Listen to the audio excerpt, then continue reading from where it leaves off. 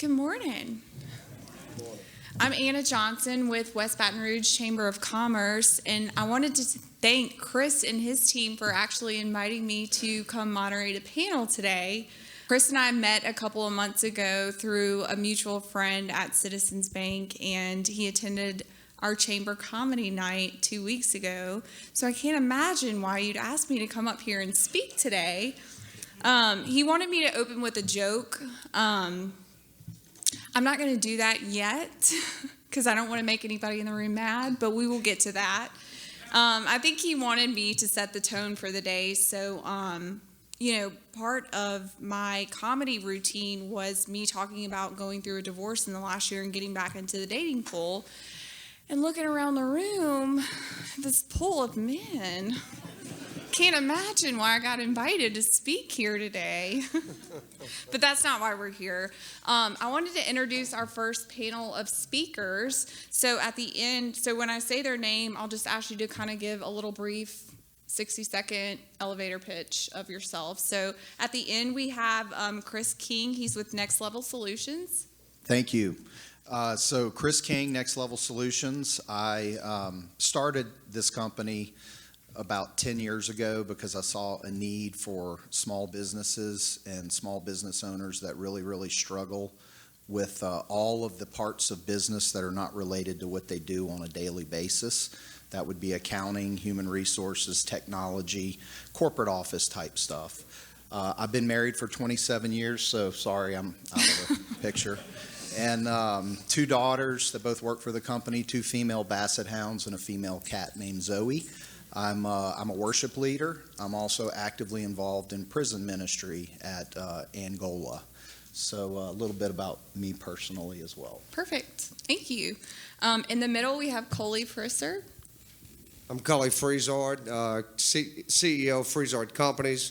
Also the current president for the Louisiana Motor Transport Association, our state trucking association.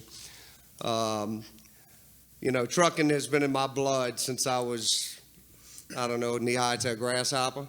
I'm second generation, as I said. My father instilled the hard work. Didn't let me get into the office till I was in my 20s. Made sure I knew how to work on trucks, drive trucks, load and unload trucks.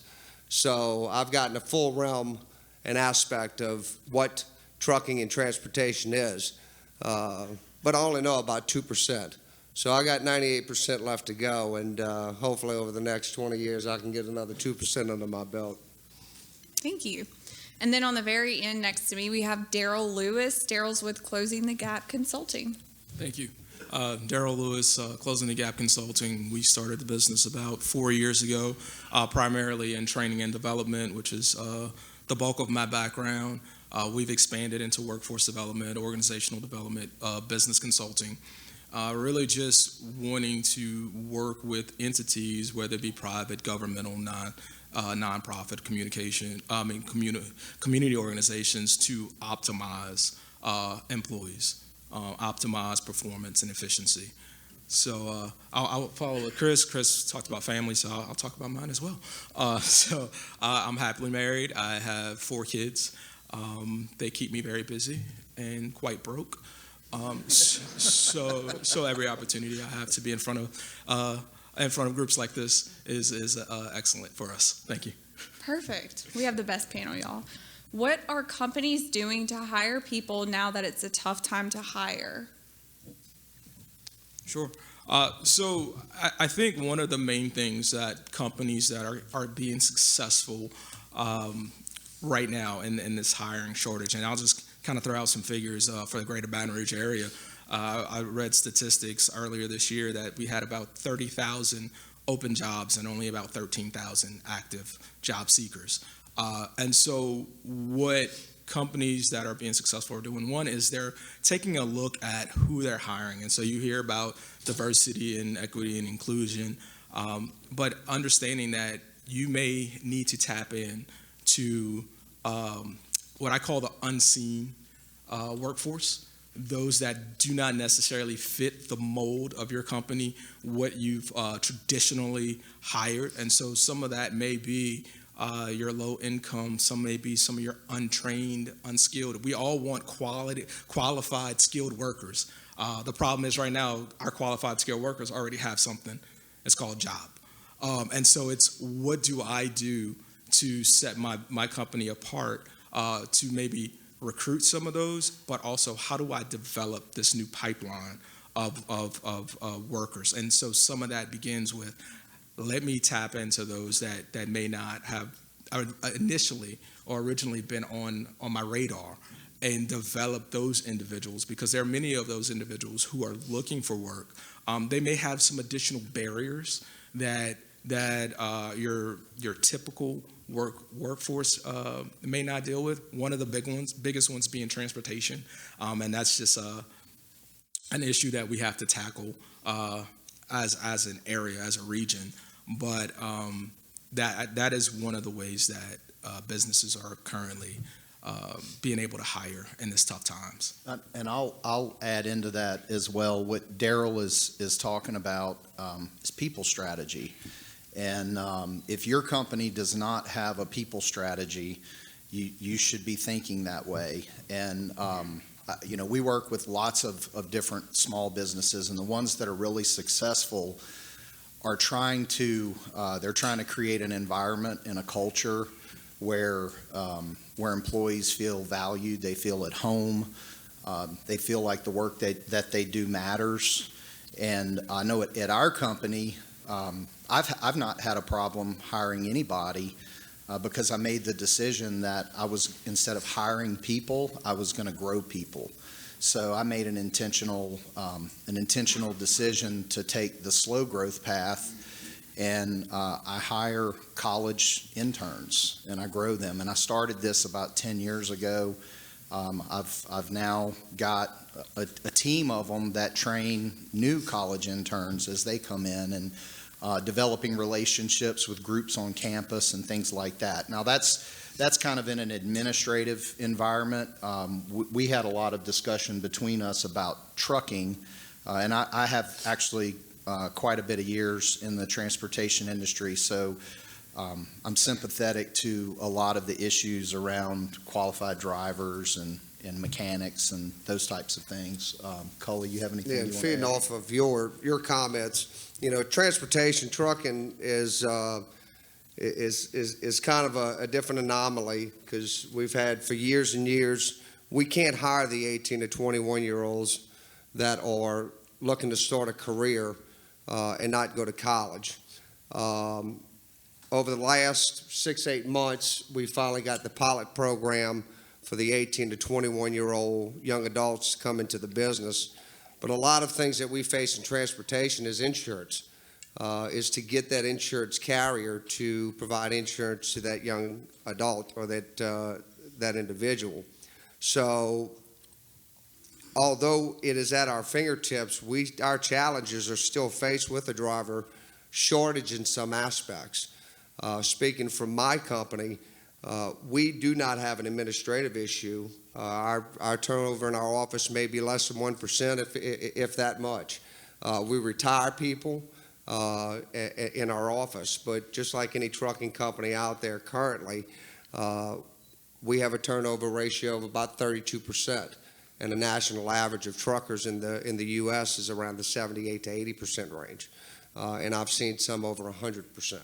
So, that quality of individual that you spoke about already has that job, but in trucking, it's unfortunate that most of your truck drivers are driven by money. We drive our employees by that family atmosphere. Come in my office, sit down. Just because I have a title doesn't mean I don't work with the people that work within my office. I don't micromanage my employees. I let them run their departments. We conversate, we talk, we find a solution together. At the end of the day, the buck stops with the person that owns the company. And I've always felt like you have to take on the issues that come at you as an owner of a company and not let your employees sink. So, cross-training and making sure that your employees are versatile, because the more versatile employee you have, the less likely you're going to get, that employee is going to leave you because they can do any job that needs to be done. So that's a good segue into our next question. What are the challenges preventing companies from maintaining their workforce? Because we see this a lot in West Baton Rouge. Our plants come to us because they have such great turnover, and it's not that they can't find workers, they can't find skilled workers. So what are some of those challenges that you guys are facing in maintaining employees? Yeah, so working with a lot of different companies, we're often working with recruiters and trying to help fill positions. And, you know, COVID did a number on a lot of businesses. It taught us that we don't have to be in the office to work. And I got a phone call a couple of weeks ago from a colleague who said, man, I'm looking for somebody, and he gave me this specific technology skill set, and he said, man, if they would just allow this to be a remote position, I could fill it tomorrow. But I've been searching for 3 weeks because they want them to be in the office. And so I think that's one of the issues. Cully and I talked about this, and all of his people are in the office. They were in the office the whole time. So, you know, I think in good culture environments, that works. But if people are in transition and looking, a lot of the workforce right now, they want a remote option. And I don't know, that's just a trend that I'm seeing there. So, Chris, I'll kind of add to that. So, I think options is one. We have to be flexible where we can.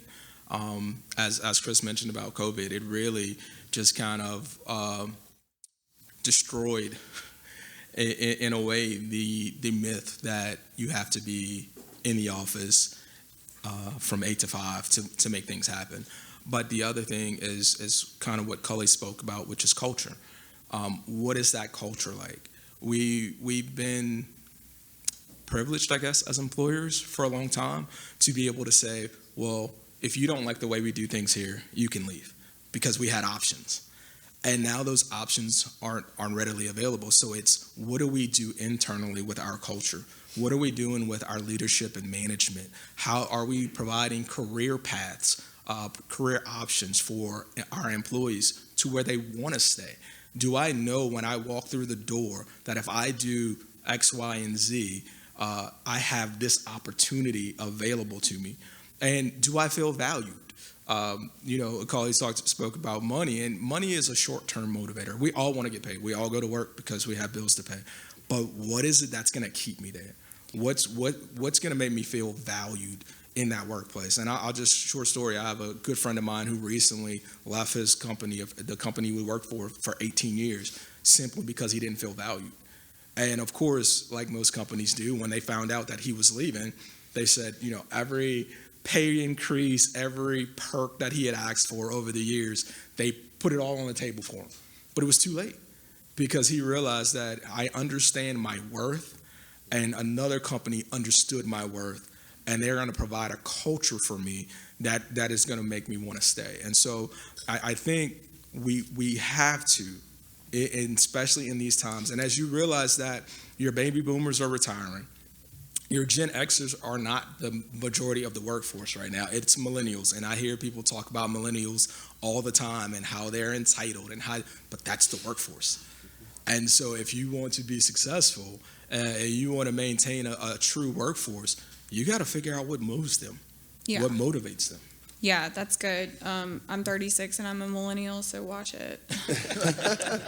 So what processes do you recommend to identify and prioritize challenges? So do you solicit input from your employees? When you see something, do you call it out? How do you guys prioritize those different things that come up every day? Well, you know, in trucking, every day is a new day. There's nothing that happened yesterday that's going to happen tomorrow. You know, it's unique. We hear new things every day.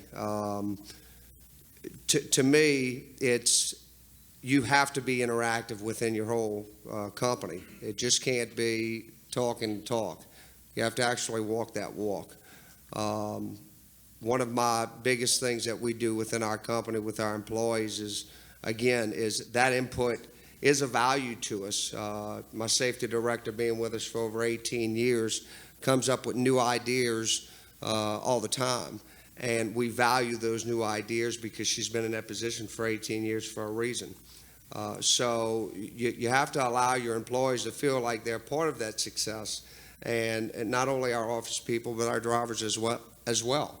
So our drivers, they feel like they're part of the success of our company, and that's why we keep as much as we keep, and we're not on that high turnover as the industry is. So as a small business owner, you know, I feel a great deal of pressure on my shoulders with my team, because when I hire a young person, I want to give them that path. And I think that's important to always be looking at your team. And every time I have a client that says, oh, I need to replace that position, I'll look at them and say, okay, well, when you get this person, what is their next step after that?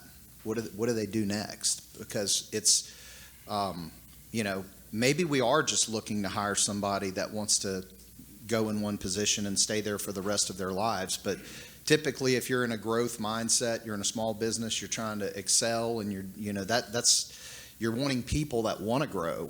And the real challenge is putting a lot of thought into how are you going to grow? How are you going to grow them, and what opportunities are they going to have? And that it's hard to recommend processes unless you know the specific company and you can look at specific paths. I know with my company, we just bring on more clients, and we take young people and we let them start running clients. And I mean, I've been able to grow as they've grown, just because of thinking about that. And but not every business is that way. So Yeah. Darrel, you got anything you want to add? I'm good. Oops, sorry. Okay. You going to shut us down? No. Next question. I'm just the guest here. This is y'all's bus. I'm just driving. What's the best way to deal with these challenges? So, you know, we have a plant in West Baton Rouge, and their turnover has been so bad this year, and he couldn't figure out why, but he was hiring millennials, and they were all talking about their salaries, and he was so old school, he didn't know people did that. So how do you handle just small challenges in the workplace? If you have an example, share with the room. So I think one of the big things we have to do is be intentional. Once we identify these challenges, we have to be intentional in trying to find the intervention or solution for that. And we also sometimes have to take ourselves out of it, to look at it from a different view. And that may be, as Chris talked about, bringing in some of your employees to hear what they have to say, because they're going to see it differently from you. I do a lot of leadership training in my job, and you know, I tell leaders all the time, your employees have no idea what you do, and they can't see it the way you see it. But the other part is, after you've been out of that solo contributor for so long, you can't see it the way they see it. And so that communication and that intentionality has to be there to address many of these challenges. And for you, it's transparency. You know, your employees expect you to be transparent with them. And if you're transparent, and they believe and trust and respect you, then you got an employee for life. With any job, it doesn't matter what industry you're in, the first line is trust. Once your employee has lost trust within the organization, that employee is long gone. There's nothing you can do to rope that employee back. So all the time, employees will come in my office. Every one of my employees has key card accesses, all of my drivers. They can come to my office 24/7. My door is open. I tell them two things when they're hired. My door is open. You come in, you sit down. We got to talk like coworkers. If you shut it behind you, that means you want me to be your boss. So that is the way I tell if that employee needs to have a kind of a BS conversation or they want to have a serious boss to employee conversation. So we're very transparent with our employees. There's nothing I hide from any of them. If they want to know something, they can walk in my office and I'm an open book to them. When times are tough, they know that. When times are good, they see that. So as long as you keep people informed, posted, and they can see the future of what we're doing, that's where our successes came from. Yeah, and I don't know about you, but I'm still growing. And one of the things in my development as a leader is to learn not only, the vulnerability, I would add, and authenticity are good characteristics to have as well. Now, I don't know what, I told you about my family. I've been married to a strong woman for 27 years. I've got 2 strong daughters. Somehow I managed to have a team of mostly strong women. I finally had to start hiring some guys because I needed some backup. But I put myself in that situation because I'm attracted to strong people naturally. But those women are honest. They're going to tell me, and I had to be willing to sit there and listen to critiques and criticisms about my leadership and the way I do things, and to be open to open to other ideas and thoughts about how we might approach some things in a better way. And it's been a growing experience for me, but just being humble and authentic and honest with them. It's been a good it's been a good journey for our company anyway. I just want to feed off what you said about all the women. Of course, I've been married for 4 years to my lovely wife. Our anniversary was a few days ago. And I made sure to marry close to her birthday to where I didn't forget either one. So I did a pretty good job of doing that as well. But, my office has 12 women and 4 men. And to me, it was the strong person that we hired. It wasn't male or female. It was the strong individual that we hired. So sometimes you have to step out of your realm. My wife likes to tell me I'm crazy. I surround myself by nothing but women. How can I deal with it? I said, well, deal with 110 truck drivers every day. You have to be a psychiatrist, a doctor, an attorney. You have to do all that stuff. So again, it's you find the strength in people, and also look for their weakness to where you can build off that weakness into a strength. I've always told people that I am only as good as my worst employee is. If I'm not willing to take that bad employee and bring him up to that level I expect all my employees to perform at, then how good of an employer am I? So, the last thing I'd like to say is, when I was in construction industry, safety, they always talk about, if you see something, say something. And Cully mentioned transparency, and Chris mentioned listening and being open. But you have to take the next step, which is you have to act. You can have people talking to you, and you can sit and you can give them the time and the attention, but if your employees do not see something happening after the fact, are we taking what's been provided to us and doing something? It may not be exactly what they suggested, but they see that you have taken what they provided you with, the feedback, and you're taking some type of action to address those situations. It'll go a long way in helping with the challenges and retaining your workforce. People support a world they help create. Yep. Thank you. Chris, you have 2 girls? I do. My 2 dad young had- women now. Oh, gosh. My dad had 4, and he couldn't wait to kick me out at 18, so I'm really sorry. I want to pause really quick and see if anyone has any questions before we move on. Yes, ma'am, in the back. Darrel, go ahead. This is your world, brother. Yeah, so the question is anybody addressing the issues of transportation and childcare? On a regional level, I haven't seen a collective effort to address these. I've seen it on smaller scales with various community organizations and some governmental entities that will identify that if individuals qualify for certain grant-funded programs and are able to identify child care providers, they can get basically vouchers to cover the child care so that they can go to work. They provide them with whether it's gas cards or sometimes mileage reimbursements to assist with getting to and from work. And yeah, so as I mentioned earlier, transportation is one of the greatest issues we face, especially for your unskilled laborers that are trying to get in the workforce. Entities such as like EmployBR, which is funded through the Workforce Innovation and Opportunity Act, they had a program. I'm not sure if it's still operating, but where they would provide taxi services for individuals that qualified for their grant funding for up to like 30 to 45 days, and giving individuals opportunities to go to work, get some checks under their belt, hopefully get to a place where they could get some type of transportation to continue on, but trying to minimize some of those barriers that they may face. There are other organizations, I'm trying to think off the top of my head, YWCA is one of them that works with individuals, Fathers on a Mission, that look to try to help minimize some of those barriers. But to the original question, to my knowledge, there is not a regional effort to address those barriers. Thank you.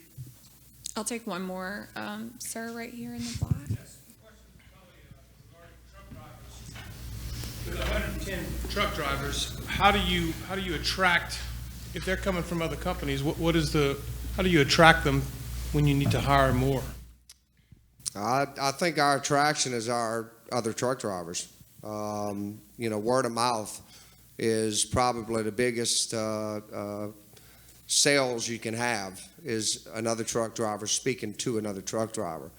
I can sit and talk to drivers all day long and give them the full scoop of everything. But until they get into that office and see the environment that they're going to work around, talk to some of the other truck drivers. The wording I use all the time is I tell them to find the most angriest truck driver at me that day and let him tell you all the bad things about me. Because I want you to know the worst. And if you can deal with the worst, then the best is only yet to come. So a lot of it is word of mouth. We do some social media posting, which we have not been as successful as years past. Social media has kind of been overtaken by a lot of bots and things of that nature, so you're getting a lot of bad feedback. So for anybody trying to go to their trucking business is to instill it in your drivers. Tell them what you experience every day, Thank you. I'm going to ask the next question. So how do I help a leadership team understand the value of addressing their priorities? So I will say this about leadership. One is ensuring that you have the right people in leadership positions. No matter what industry, many times leaders are promoted based on their technical skills. They were really good at whatever craft they were in, and so we promoted them to lead people. And I think if you were to ask them, they would agree that it takes a different set of knowledge and skills and abilities to be successful in that leadership position than it does in that contributor position. And so one is ensuring that we have the right people in leadership positions. The other is making sure that your leadership team understands the vision and mission of your organization. That they can, if they can't tell you what your mission is, then there's no way they can guide your employees to fulfill that mission. And so the importance of having the right people in the right place is paramount to the success of your business. Yeah, just to echo, I learned that in my career. A good mechanic doesn't necessarily make a good service manager. A good salesperson doesn't necessarily make a good sales manager. And, people don't quit jobs. People quit people. And I know that's true in my life. The times that I've quit and left because of feeling undervalued or like I was under poor leadership. So I don't know, just a couple of thoughts there, Cully. I mean, again, it's the culture that you present and live by. I heard something on the radio this morning on the way here at Walton and Johnson talking about a young lady went to work for the first time with a company, walked in and met a bunch of employees, and the first thing they told her was, "You're not going to like it here." And she kind of thought to herself, "Well, why I'm not going to like it here?" "Oh, you're just not going to like it here." So the boss walks out, says, "Look, we're waiting on a background check. Go sit in the lobby." Well, and in 5-minute time, 10-minute time that she was sitting in the lobby, she left the building, quit. Because they already instilled in her head that she's not going to like it there. So, your leaders are your promoters of those departments. The leaders that we have they were already a leader before they came to that company. We just had to give them the skills and understanding of how we wanted things done with their ideas in mind as well. My safety director's been with me 18 years. My CSR operations manager has been with me over 13 years. My CFO, homegrown from St. James Parish, came in, didn't know where we were going to put him. Now he's my CFO. Went to college, got 2 degrees, still talks about his no-no that he pitched back in 1921. But, leadership is instilled within the person. And if you are a good leader, you can pull that out of people. You know if you have a leader in front of you or not. Yes, thank you. It's I think leaders set the expectation. I'm in a leadership course right now, and one thing that they always tell you is to watch your pronouns. So don't use me all the time. Say we, have that team atmosphere. So I think it's really neat that you guys are doing that. It seems like you have a really good culture over there. What challenges do you see on the horizon? Ooh. There are many. I think our challenges are in trucking are pretty black and white right now. Our workforce is aging. I think the average age of a truck driver is 57 years old. The generation, I don't like to use terms of generations. The younger generation is wanting something different. They don't want to be on the road in a box for 14 to 21 days. They want to be home every night to raise a family. So it's harder for us to attract truck drivers like we had in the 90s and 80s and 70s and so on and so forth before that. But trucking is evolved in so many aspects. You got Big Brother always looking over your shoulder. You got cameras all over the place. You got people making rules and regulations, and they have not even stepped foot in an 18-wheeler. So there's a lot of stress that the trucking industry is put under on a daily basis, dealing not only with the FMCSA at a national level, but dealing with state. So we deal with 2 sides of the spectrum when it comes to that. So we have to make it as an industry more enticing for individuals wanting to come and be a truck driver. That is the problems we're currently running into as an aging workforce, and the 18 to 21-year-olds already having a career before they're able to get into an 18-wheeler and run across state lines. So I'm going to take a little bit of a different angle with this one.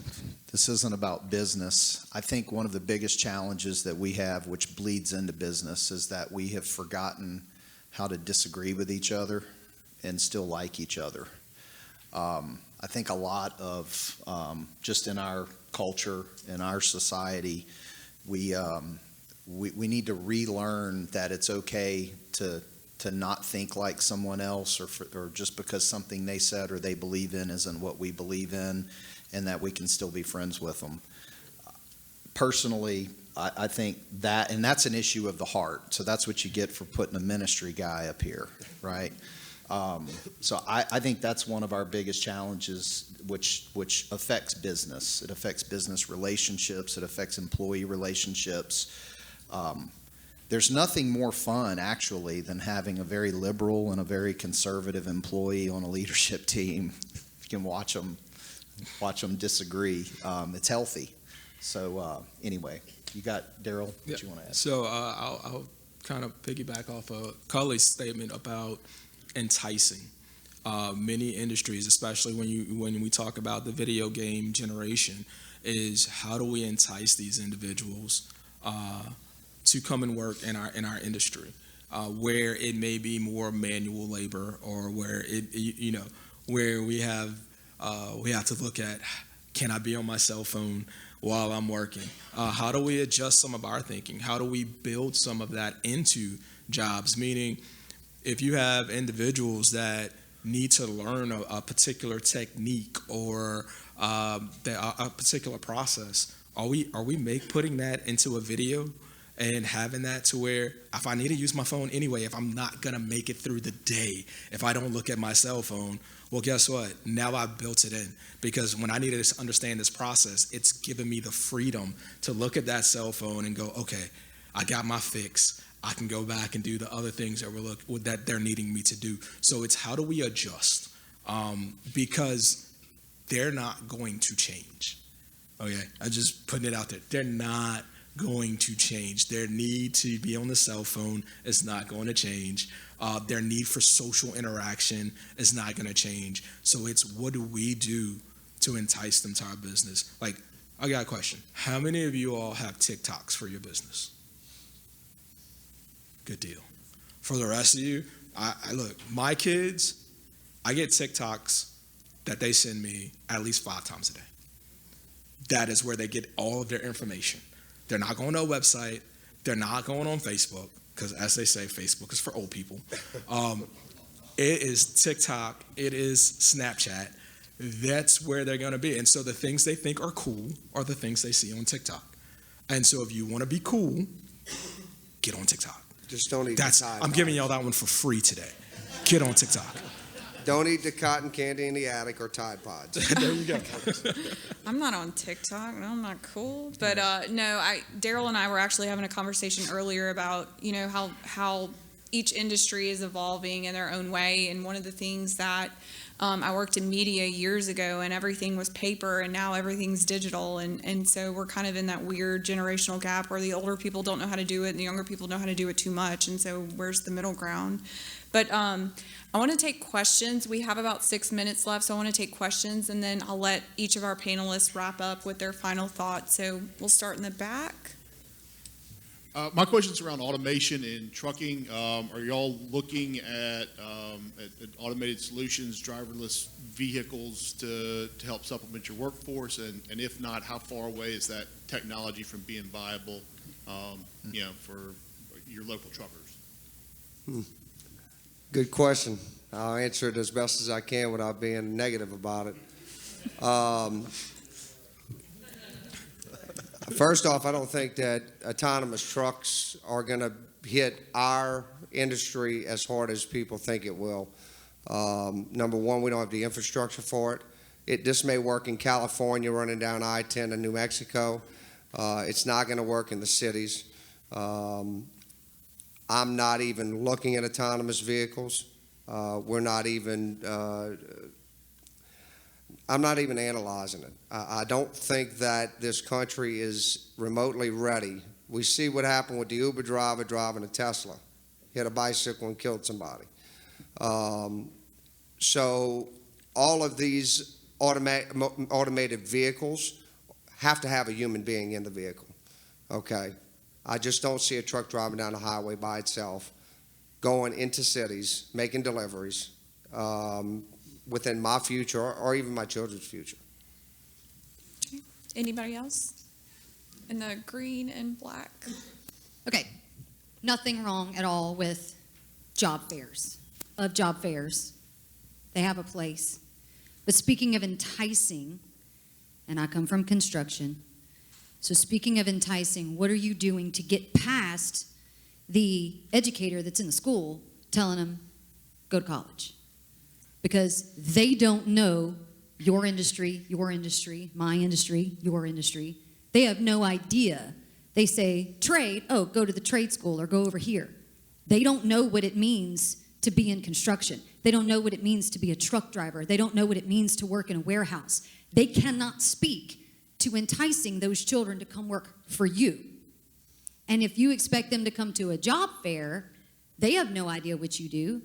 So what are you doing to entice them over here while they're still in school making that decision? Because the only people that are going to influence them are either going to be the person that's the educator pushing them one way or the other, or their parents. Get on TikTok. Yeah. To answer your question before they answer, this year in our past legislative session, we had a number of bills that were passed to actually implement trade and STEM programs in school, and we're starting to see those kind of come to fruition this year, because when you look at the education system in Louisiana, overwhelmingly kids that live in low poverty areas or they have those social economic barriers, they don't go to college. So what tools can we give them while they're still in high school to where, you know, by the time they graduate, they already have college credit or they're ready to enter the workforce? And so I think you'll slowly start to see that kind of come to fruition. We're starting that in West Baton Rouge. We just got a Reimagine grant to kind of implement these programs in West Baton Rouge, and you're going to start seeing that all over the state. But I'll let these gentlemen talk about what they're doing personally. Well, I think an easy answer, I'll try to make an easy answer for your question, maybe long. Get involved. It's fairly simple. We're part of the St. James CTC program. We have been over the last 5 or 6 years. I invite the kids to my office to look at trucks, trailers, talk to my employees, my drivers. We take 18-wheelers to job fairs. We had one here recently at St. John Parish, where over 400 students were at the job fair. Again, you just can't put a table up there and some pamphlets and some, pens and cups that they already have at home. We bought 2 18-wheelers and parked them in the front of the building and put it with some fire trucks and some police trucks, and that's where they walked through. That was their entrance to come to that job fair. I wanted them to see those pieces of equipment. Now, imagine where all them children were or them young adults were for that job fair. They were by the fire departments. They were by Frisard's tent. They were by the sheriff's department's tent, because it was the toys in their eyes that they seen that they wanted to know more about. So you have to get involved. You just can't put it out on social media and expect these kids to pick up and say, hey, that's what I want to do in life, because it's ultimately, unfortunately, it's not the parents. It's going to be their peers. It's going to be who they hang with. Me growing up as a kid, my dad always told me, you are who you hang with. Yeah. I didn't realize it until I was about 22, but I finally realized it, and look where we are today. So, you have to influence them in a totality that they all are interested in what more. What more can you bring? What other things are in that truck? Oh, man, you got a TV and a refrigerator and 2 beds? So, yeah, you can hop from bed to bed if you want. I mean, so it's giving them something that's more interactive. We're going to start looking into a simulator to start bringing to some of these job fairs and events. That we have it every year at our organizational events, that the adults get drunk and then drive the 18-wheeler in a simulator. That sounds just like my kind of event. I'm going to cut you off because we have about a minute left. So I wanted each of the panelists to just leave us one little sentence, one nugget for everybody to chew on before we finish. So I was trying to be witty, but I was being dead serious. Marketing is about a lot more than selling something to somebody. Marketing is about getting your message out, and whatever that message may be. I mean, if it is helping people to learn that there are other non-traditional paths to employment, it should be part of your marketing message. So anyway, it was great to be here, by the way. I had a good time. Thank y'all. Yep. So got anything you want? Just be transparent. Be transparent with your employees. Be honest. It may not be what they want to hear, but I promise you, you're going to sleep good at night by being honest with them. Don't sugarcoat anything. People like honesty. They like to know where you come from, and if they know where you come from, they know where you stand. Perfect. Culture. I think one of the best things that any employer, any organization can do is have the right culture. A culture of people. We can't do our job without people. We may believe that the people are our headaches, but we can't move anything without the people that work for us. And so being intentional in your culture and ensuring that you have the right culture I think will serve you very well. Thank you. Perfect. Let's give these gentlemen a round of applause.